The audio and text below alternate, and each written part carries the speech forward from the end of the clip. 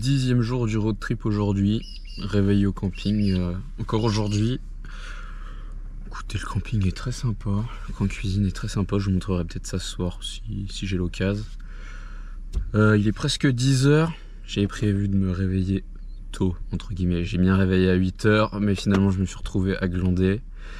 Là, l'objectif de la matinée, ça va être de faire le tour des fermes de Carnarvon pour voir si je peux trouver du taf pour mon visa, tout simplement, pour renouveler mon visa, en espérant trouver quelque chose.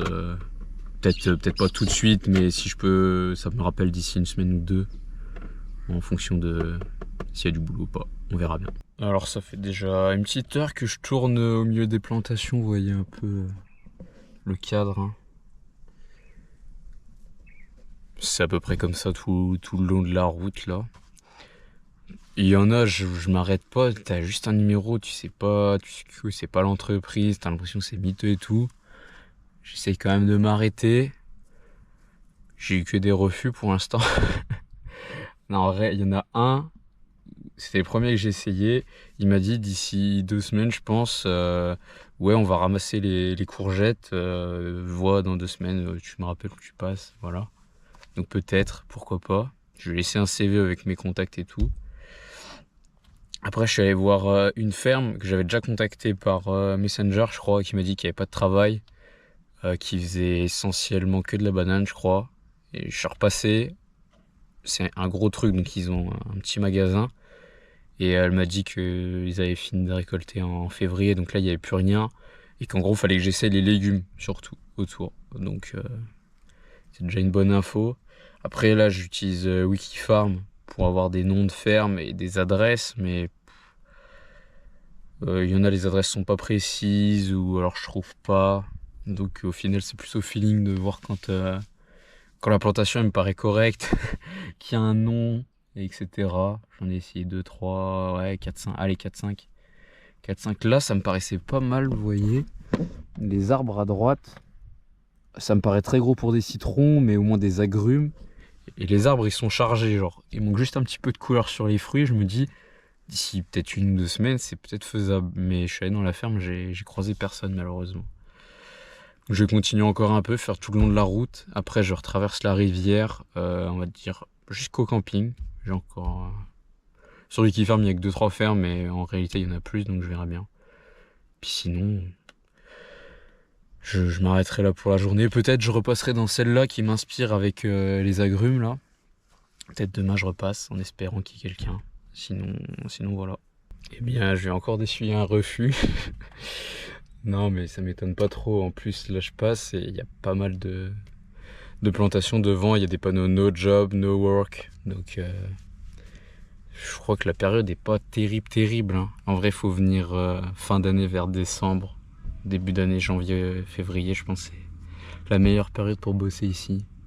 Surtout pour ramasser de la banane, si j'ai bien compris. Donc je suis un peu en retard. Je me suis posé là en bord de rivière, bord de mer, ça se trouve. Je sais même pas. Enfin, le port est juste devant moi là-bas. En tout cas, je suis posé, je vais faire mon petit déj là. Bon, j'ai fini mon tour des fermes. Ça n'a pas été bien concluant. J'ai redonné un CV sur la fin. Il m'a dit j'ai pas de travail pour l'instant, mais voilà, si jamais, comme ça, je peux t'appeler. J'en refais une. Ça va être l'avant-dernière. C'était un petit truc. Je vois, il y a une dame qui est en train de se garer, là, qui sort de sa voiture.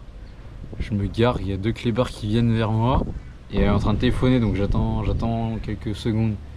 Putain, il y a des clébards, ils pissent sur ma roue, c'est gratuit. Et bien sûr, pas de boulot, c'était une petite ferme, voilà, ils cherchaient pas. Donc j'ai rien trouvé de la matinée, mais en prime je me suis fait pisser sur ma voiture par un clébard. C'est génial. Il y a un petit vent qui fait chier comme d'habitude là. Du coup là il est midi passé, je vais prendre mon petit déj. Ensuite je vais aller faire des courses pour de vrai cette fois-ci. Pour du plus long terme. Je vais aller visiter le musée de l'espace de Carnarvon. Ça paraît un peu marrant comme ça, mais il y a un musée. Je vais voir ça et puis après je pense que je vais rentrer au camping, me poser, préparer la suite du road trip parce que logiquement demain je quitte Carnarvon. Donc il faut que je sache ce que je fais après. Voilà le topo. Ça y est, j'ai fait mes petites courses à Woolworths. J'en ai profité, j'ai vu qu'il y avait un Repco à côté. Je sais pas si on le voit derrière moi. Non. C'est un magasin de pièces de voiture, huile, etc. Je suis allé voir si je trouvais ma douille de 12 mm que j'ai cassée en essayant de réparer mon capot. J'en ai trouvé une, donc j'ai acheté ça, 8 $. Et j'essaierai de me remettre là-dessus. Peut-être demain matin, peut-être ce soir, si je trouve le temps, qu'il fait pas trop chaud. Je réessayerai, en espérant que ça fonctionne, cette fois-ci que j'arrive au bout de ma réparation. Et donc là, maintenant, je vais tout de suite aller au musée de l'espace et de la technologie de Carnarvon. Il paraît que c'est bien, ça ferme à 4h, donc je vais pas traîner, si je veux avoir le temps de voir un peu le musée en entier. Les gars, je sais pas dans quoi je suis là, mais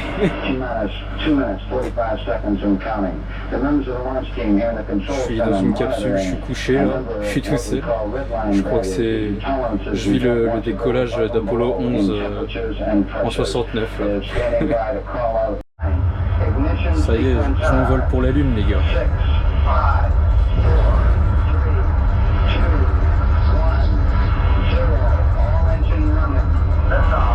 Ça tremble.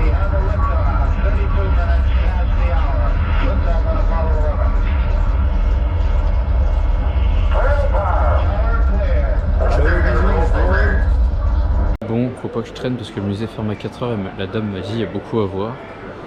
Mais de ce que j'ai un peu lu, compris, donc là Geraldton c'était Tracking Station, donc une station de suivi que la NASA a utilisée entre 69 et 70, donc pendant la mission Apollo 11 pour aller sur la Lune. Et donc elle a servi justement pas le jour J, enfin si le jour J mais pas que, je veux dire pendant les jours de la mission Apollo 11, voilà. Entre autres, il y a Buzz Aldrin qui est venu, je sais plus, dans les années 2000 ici. Donc Buzz Aldrin qui était justement dans la mission Apollo 11 avec Neil Armstrong. Et j'ai plus le nom du troisième astronaute. Ah bah attendez, peut-être, je vois une photo là de 3 mecs. Est-ce qu'il y aurait pas... ça doit être Michael Collins. Voilà, en direct, je vous le dis. Voilà la plaque en direct Buzz Aldrin qui est venu le 23 juin 2012 pour la première phase de construction du musée. Il y a eu 3 phases. Andy Thomas, lui c'est un astronaute australien. Et après, 3e phase, j'ai pas trop suivi qui c'était. Voilà, je vais continuer la visite. Putain, il fait que de gueuler. Je dois essayer de poser la navette, mais je viens de la cracher là, je vais réessayer. Okay, how about arming the gear if you would, please? Roger, I got him. 1,000. 500, 400, 300. Gear's coming. 200, 295. Oh là là là. 100, 280. Je baisse le nez là. Okay. Gear down and locked. Je baisse un peu. 225, 50, 220, 40, 215, 10, 250. Touchdown. On est pas mal là, on est pas mal.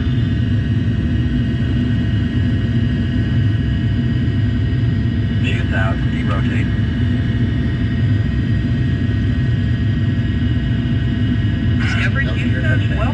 Je crois bien que j'ai réussi là. Je crois bien que j'ai réussi là. Avec mon manche à balai. Je suis devant... Je vais vous montrer plus simple. Je saurais pas dire ce que c'est exactement. Une affiche. Donc Apollo 11. Neil Armstrong, Buzz Aldrin et Michael Collins. Mais lui c'est que le pilote. Il me semble qu'il a jamais mis les pieds sur la Lune. Il a fait la mission mais il a pas mis les pieds. Le pauvre. Bon là on est sur la fin. Il me semble que c'est une réplique du module lunaire d'Apollo 11. Je suis pas totalement sûr de ce que je raconte, mais voilà. Évidemment le drapeau américain de partout. Alors ça c'est rien d'incroyable, hein. C'est juste du sable. Mais c'est joli, c'est cool. Je vais avoir les mains pleines de sable, mais c'est pas grave, j'ai déjà fait tout à l'heure. Normalement voilà, hop, c'est censé changer en direct. Je suis en train de sortir du musée, je suis dehors, il y a beaucoup de vent. Donc je me suis protégé derrière ça là. On voit pas bien du coup, vu que je suis contre mais qu'une fusée. Et en face là-bas derrière, bien sûr il y a un arbre. Il il y a la parabole qui, je pense, ne sert plus, mais servait à l'époque pour l'émission, comme j'expliquais. Et voilà, je m'en vais du musée. Bon, je conclus cette petite visite du musée dans la voiture parce qu'il y a pas mal de vent. Je vois qu'il y a encore une parabole là-bas derrière. Bien sympa ce petit musée. Écoutez, je suis bien amusé, c'est un grand mot, mais je me suis bien occupé, j'ai bien aimé. Si à la fin je me suis posé la question quand j'étais au module lunaire là dans le couloir où je vous ai montré Apollo 11. Il y avait de Apollo 11 à Apollo 17 avec la tête de tous les gars. Ça mettait le temps à passer sur la Lune. Donc normalement à chaque fois ils ont aluni. Mais j'ai pas vu de Apollo 13. Alors est-ce que Apollo 13 n'a pas existé ou juste ils ont pas atterri sur la Lune? Je me posais la question. Voilà, je ne sais pas. Il faudrait que j'aille chercher l'information. Sur ce, je vais rentrer tranquillement au camping. Je pense que pour aujourd'hui, ce sera tout. Je vais aller préparer la suite du road trip, je pense. Car je vais pas rester à Carnarvon a priori vu que je n'ai pas trouvé de taf. On est jeudi aujourd'hui, donc jour 11 du road trip. Je vais quitter le camping de Carnarvon après avoir passé 2 nuits bien passées. Je suis censé partir à 10h, il est déjà 10h15. Donc je vais me bouger un peu. Je vais repasser, je pense, à la ferme que j'ai vue hier où il y avait plein de citrons, où j'ai vu personne malheureusement. Je vais retenter le coup. Je vais passer à Woolworths parce que j'ai plus de sel. Donc, et je prévois de faire des pâtes, donc il faut saler l'eau des pâtes, c'est important. Je vais racheter un petit moulin à sel et faut que j'aille donner ça, on va dire à la buraliste là. J'ai acheté 2 jeux à gratter hier, il y en a un qui est gagnant, faut que je récupère mes 20$. Et voilà, j'aurai fait le tour à Carnarvon et après, programme de la journée, pas très chargé.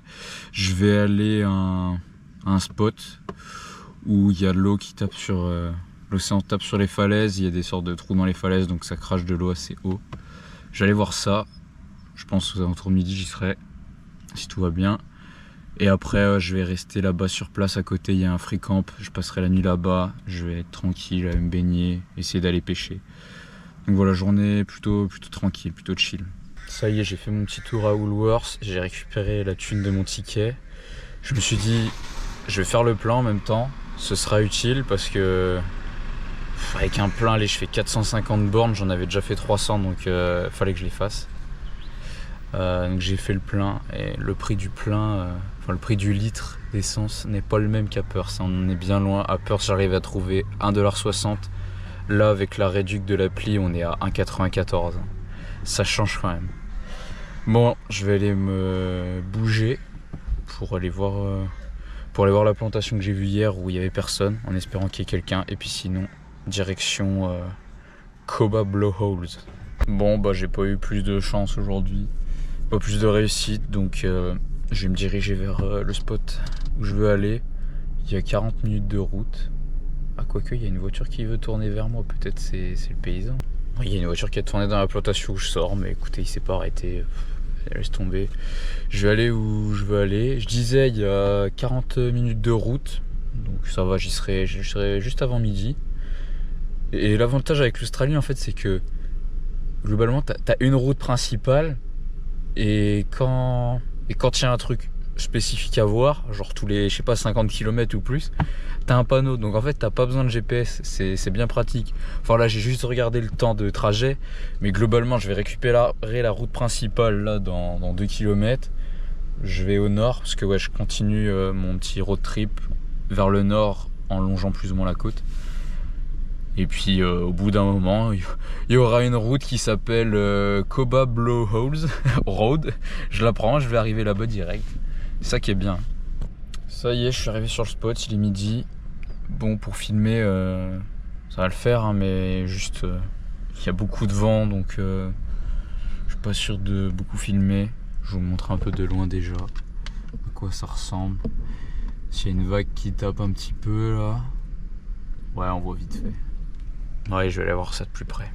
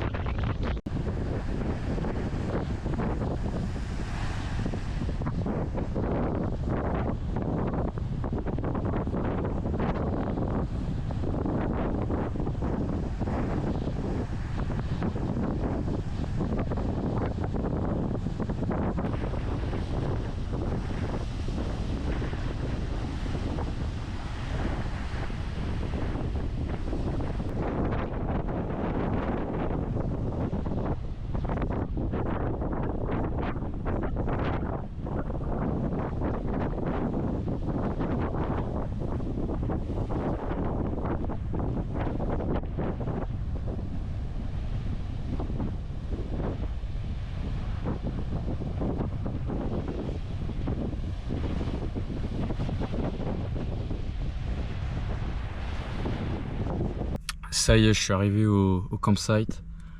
J'ai fait mon petit déj à côté là-bas.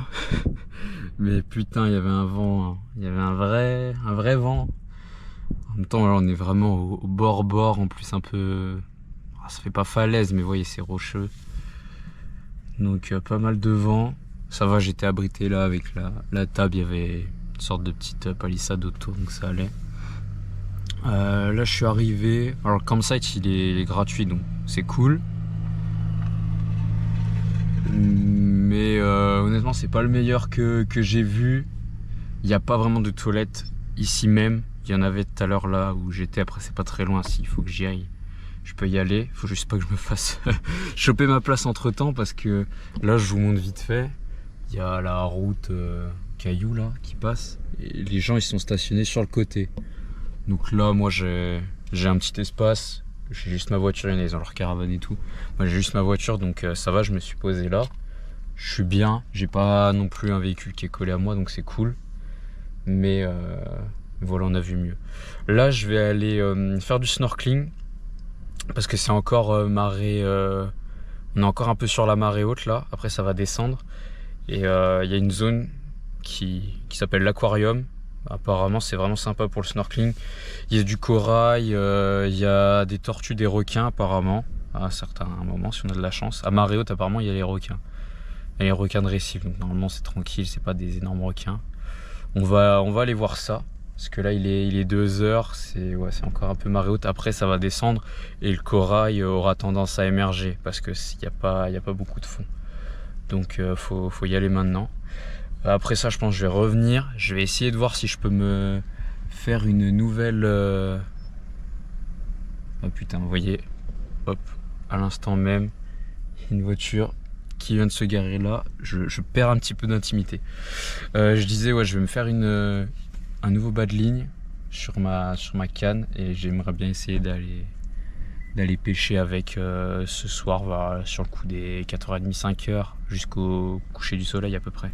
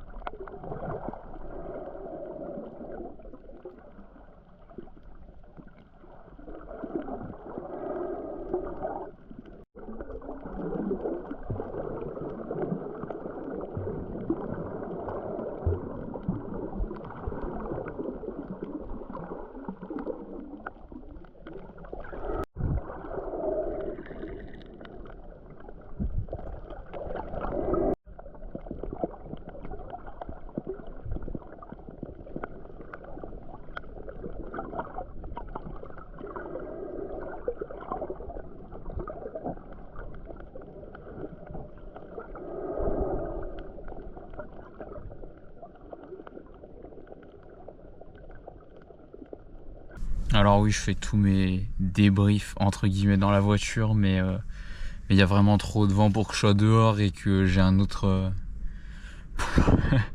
plan à l'arrière quoi. Donc pour votre bien et puis pour que moi je puisse mettre des vidéos où on entend quelque chose, je les fais dans la voiture, c'est là où je suis le mieux pour parler. Du coup le snorkeling, c'était bien sympa, il y avait pas mal de choses à voir, beaucoup de poissons. J'ai vu quoi, j'ai même vu des poulpes. 2 poulpes, des poissons que j'avais pas encore vus depuis que je suis en Australie. Par contre, beaucoup de courant, ça bougeait pas mal. Donc ce que j'ai fait, c'est que j'ai posé mes affaires, mes tongs, ma clé de voiture sur la plage un peu plus bas. Je suis monté plus loin et je me suis foutu dans l'eau et puis le courant m'a ramené petit à petit vers là où j'avais posé mes tongs. J'ai fait ça 2 fois et puis voilà. Ensuite, pour ce qui concerne la pêche, la zone là où j'ai fait le snorkeling, c'était une zone qui était protégée, il y avait interdiction de pêcher, mais un peu plus bas, pas très loin, mais un peu plus bas, c'était autorisé. Mais je suis allé regarder un peu à quoi ça ressemblait, il y avait beaucoup de vagues, pas mal d'algues qui stagnaient sur le bord, donc pour pêcher, c'est trop chiant ça quand t'as des algues qui s'accrochent à tes hameçons, à ton plomb là. Donc j'irai pas pêcher ici. En plus, avec le vent là qu'il y a sur la côte, ça fatigue. Ça fatigue, donc non, j'irai pas essayer ici aujourd'hui. Je pense que je vais quand même essayer de faire mon bas de ligne aujourd'hui pour qu'il soit prêt pour les autres jours, mais j'irai pas essayer aujourd'hui de pêcher. Bon, il est 6h, c'est la fin de journée là. La nuit va bientôt tomber, donc il faut que je prenne ma douche. Mais là, j'ai changé de spot parce que le spot était bien sympa, sauf que le voisin cassait les couilles. C'est la première fois que je fais du camping, enfin que voilà, je dors sur des campements et tout, et qu'il y a un mec qui fait du feu. D'habitude, c'est tout le temps interdit. Là, je sais pas si c'est interdit. Je me souviens pas avoir vu un panneau. Mais la plupart du temps, les gens ont des réchauds à gaz et tout. Et voilà, ça casse pas les couilles. Sauf que l'autre, il a fait son feu. Il y a un vent de malade. Et moi, je suis juste à côté. Et bien sûr, ça vient tout sur moi. J'ai pas envie de me laver et de sentir la fumée tout de suite après. J'ai pas envie que toute ma caisse sente la fumée parce que j'ai les fenêtres ouvertes et même si je ferme les fenêtres, j'ouvre régulièrement les portières pour accéder à tout ce qu'il y a dans la voiture et tout. Donc vas-y, je me suis dit c'est pas grave, je bouge. Là c'est un peu plus exposé au vent, vous voyez. Bon, j'ai vu sur la mer. Mais bon, du coup, j'ai des voisins un peu plus proches. Il n'y a rien pour nous séparer, mais au moins je vais pas sentir la fumée et ça va pas me casser les couilles. Donc voilà, go la douche. Jour 12 aujourd'hui, je m'en vais de Koba Point là. Là, je vais conduire un peu 2h40 de route à peu près jusqu'à Coral Bay aujourd'hui. On va aller faire 2-3 spots autour de Coral Bay, dormir un petit peu plus loin sur un campsite mais payant cette fois-ci, je crois que c'est $15. Et voilà, donc ce matin, ça va être la route, cet après-midi, petit spot, plage. Normalement, il y aura de quoi faire du snorkeling si tout va bien. Là, il est 9h30, donc je vais arriver aux alentours de midi là-bas. Je pense, si je peux trouver une petite table pour me poser, je mange direct. Et puis après, on va aller voir tout ça. Je viens d'arriver à Coral Bay, là, il est tout juste midi, donc timing est bon. Mais alors, il y a un monde, putain. C'est pas très grand, hein, je pense que c'est essentiellement un endroit où les gens viennent on va dire en vacances. Et là en plus c'est la semaine de Pâques, enfin c'est la fin de la semaine de vacances de Pâques. Je vous montre un peu ce que je vois là. Où la plage est à droite là, on voit un peu les parasols. Et je suis arrivé, vraiment, j'avais l'impression qu'il y avait que du camping, que du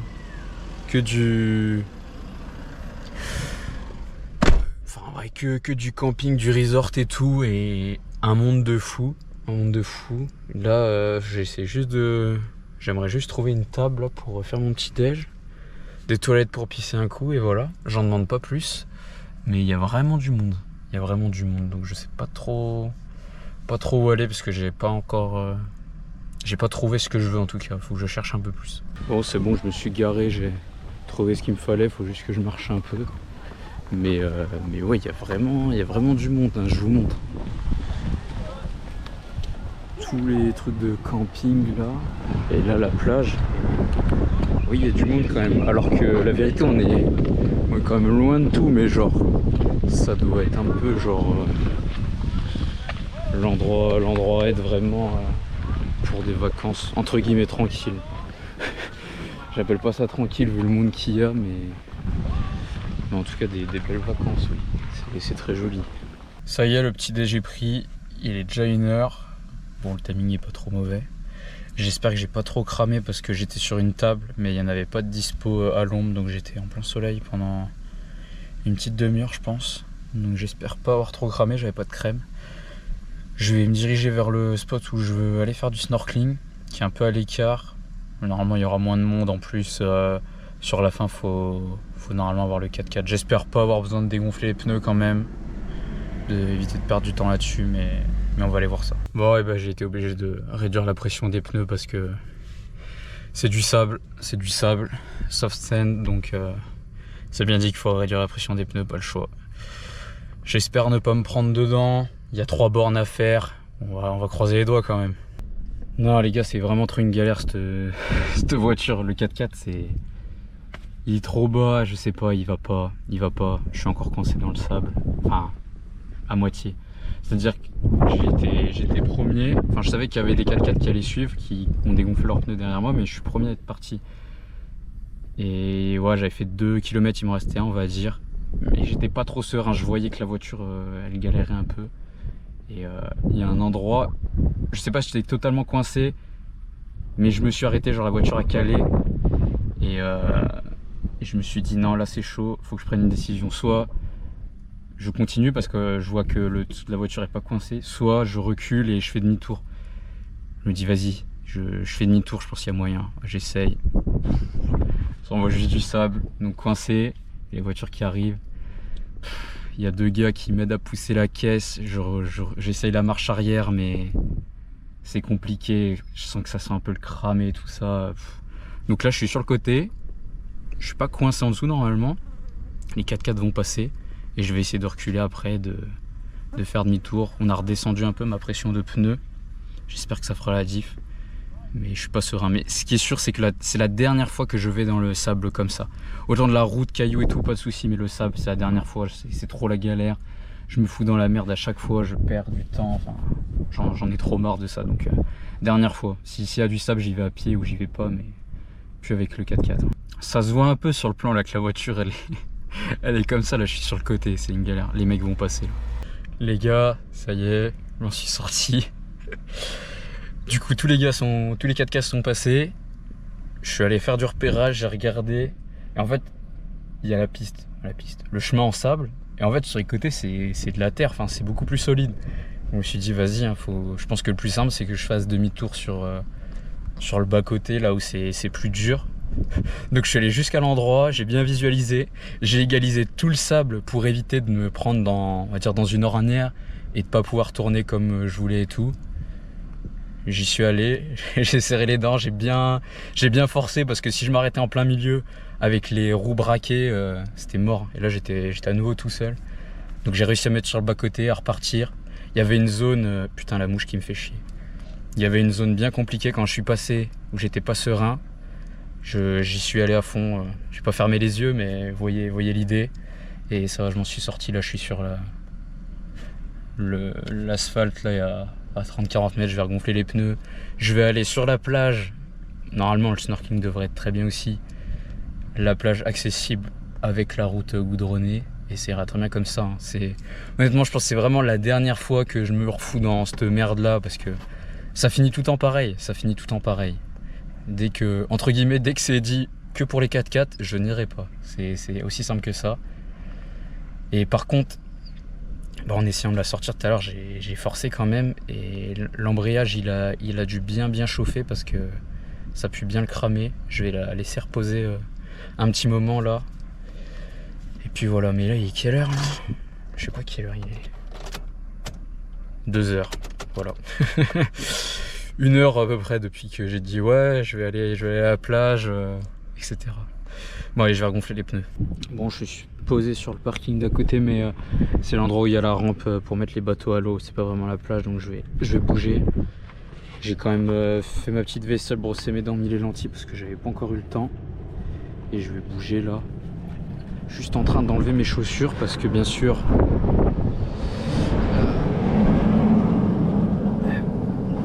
Pardon. Je disais bien sûr, je les ai remplis de sable avec mes conneries de voiture. Non, franchement, j'ai un 4x4, mais il me sert à rien d'un 4x4 en fait. Enfin, ouais, il est un peu grand, donc je dors dedans, mais sinon, l'avantage du 4x4 qui est censé de pouvoir faire du off-road dans le sable et tout, moi je le fais à moitié jusqu'à ce que je me plante quoi. Et justement, j'étais en train de me poser la question de revoir parce que ce soir je suis censé dormir sur un camp. Et l'accès c'est pas avec une route goudronnée, je savais pas trop si c'était sable, terre. Apparemment je vous voyais dans les commentaires que c'est accessible avec une voiture classique, avec 2 roues motrices. Donc normalement ça devrait le faire. Je passerai genre en gros c'est soit tu longes la côte et c'est que du off-road, soit tu reviens récupérer la route principale et t'as un petit bout de off-road pour finir, et je pense que je vais faire ça. Ce serait bien que j'arrive avant 5 h parce que il n'y a pas de réservation, c'est premier arrivé, premier servi. Et en plus il y a les vacances de Pâques là, alors j'espère qu'il n'y a pas trop de monde là-bas. Je me dis tout le monde est là, tranquille à Coral Bay, personne va aller se faire chier 30 minutes plus loin là, dans le sable et tout. J'espère en tout cas. Bon, quand je regarde la mer, je suis pas sûr que le spot soit aussi bien que celui où je vais aller. J'ai pas l'impression qu'il y ait beaucoup de corail et tout, mais bon, on va quand même aller voir ça de plus près.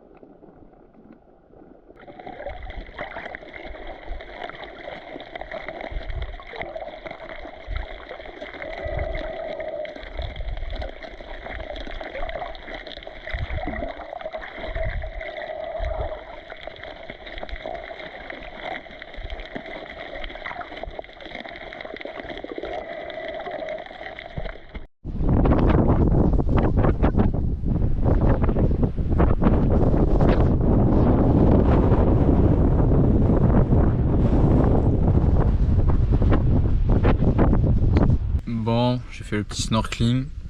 C'était, comment dire, je m'attendais à pire. Enfin, je m'attendais à ce qu'il n'y ait pas grand chose. Finalement, il y avait beaucoup de choses, il y avait beaucoup de corail.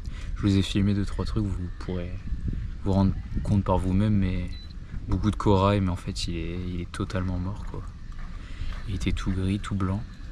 Donc il est mort quoi. Il y avait quand même du poisson qui tournait autour et tout, qui était là, mais c'est dommage de se dire que en vie, déjà ce serait magnifique, mais en plus il y aurait plus de poissons. J'ai croisé j'allais dire hippocampes, non pas des hippocampes, 2 poulpes, pieuvres. D'ailleurs je sais pas c'est quoi la différence entre pieuvre, poulpe, est-ce que c'est la même chose ou il y a vraiment un truc qui les différencie? Il faudrait que je me renseigne. Et ouais, je vois un poisson qui nage, enfin je me dis c'est bizarre, il a une forme particulière. Et non, c'était pas un poisson, c'était un poulpe. Et en fait, c'était pas un poulpe, c'est qu'il y avait un poulpe qui suivait un deuxième. Donc c'était étonnant. J'ai peut-être le moment où j'ai les 2 poulpes. Après, il y en a un qui a disparu. Et j'ai eu le deuxième qui s'est barré. Donc je l'ai bien vu nager. Ça, c'était cool. C'était cool. En vrai, c'est dommage. Il y avait des choses à voir, mais dommage que le corail soit mort, quoi. Bon, il va être 4 heures là. Donc je vais me diriger vers le camp. J'ai une bonne demi-heure de route. Donc si je peux arriver là avant entre 4h30 et 5h, ce serait bien, en espérant que j'ai de la place. Et puis normalement si j'arrive avant 5h, j'ai une petite heure devant moi pour soit aller faire un petit peu de snorkeling pour aller voir si c'est sympa, puis sinon sortir la canne à pêche, hein. Ça fait une bonne semaine j'ai pas sorti la canne à pêche là, ouais. Depuis Calbaré j'ai pas sorti la canne à pêche. Ça commence à me manquer là. J'ai envie de choper du poisson. Ça y est, je suis arrivé au camp, j'ai payé mes 15 $, donc ça c'est fait.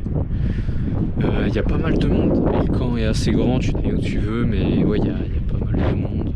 J'ai essayé de me mettre à un endroit où il y avait pas, où j'étais quasi seul, il y a un mec, mais j'étais derrière là-bas, ça fait un grand cercle, il y a plein de monde, et là-bas on dirait un parking carrément, ici. Donc vous commencez à me connaître, je suis pas allé me mettre là-bas. C'est pas le meilleur spot hein, du coup, parce qu'on va dire que les meilleurs spots sont déjà pris. Mais bon, on est plutôt tranquille. Je vais aller voir l'eau un peu, ce que ça dit tout ça. Il est pas encore 5h donc ça va, j'ai encore un peu le temps. Bon, il y a un peu de vent, j'espère qu'on m'entend comme d'hab. Je vais vous montrer, vous allez comprendre tout de suite. Hein. C'est de l'algue, de partout. De partout jusqu'au bout. Jusqu'au bout de la plage. Donc, là, ma voiture il est juste derrière. Quand je suis arrivé là, juste devant tout à l'heure, je me suis dit ça c'est pas bon signe. J'ai déjà marché un petit moment le long de la plage qui est quasiment plus d'algues et je me disais vas-y ça vaut le coup d'essayer, d'aller jeter un coup d'œil, mais peu de visibilité, l'eau assez peu profonde et donc à peu près rien à voir. Donc il n'y aura pas de pêche, le snorkeling ça s'arrêtera là. Et là puis je vais aller prendre la douche et tout, hein, comme d'hab.